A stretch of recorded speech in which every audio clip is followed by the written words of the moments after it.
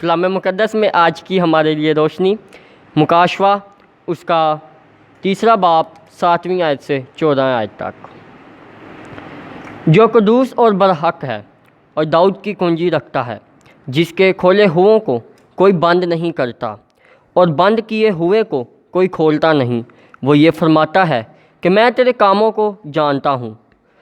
دیکھ، میں نے تیرے سامنے ایک دروازہ کھول رکھا ہے، کوئی اسے بند نہ کر سکتا، کہ تجھ میں تھوڑا سا زور ہے اور تو نے میرے کلام پر عمل کیا ہے اور میرے نام کا انکار نہیں کیا۔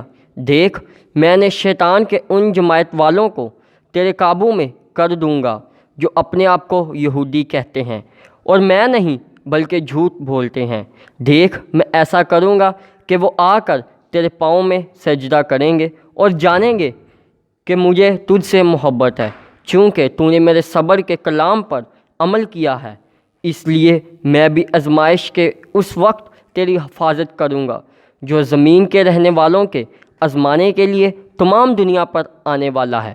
میں جلد آنے والا ہوں۔ جو کچھ تیرے پاس ہے اسے تھامے رہ، تاکہ کوئی تیرا تاج چھین نہ لے۔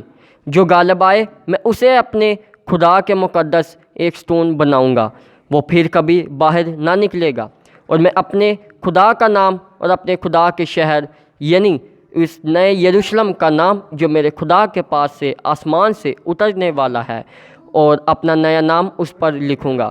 جس کے کان ہیں وہ سنیں کہ روح کلیسیاؤں سے کیا فرماتا ہے۔ جو آمین اور سچا اور برحق گواہ اور خدا کی خلقت کا مبدع ہے، وہ یہ فرماتا ہے کہ کلام مقدس کا پڑھے جانا اور سنے جانا ہم سبوں کے لیے باعث برکت ہو۔ آمین۔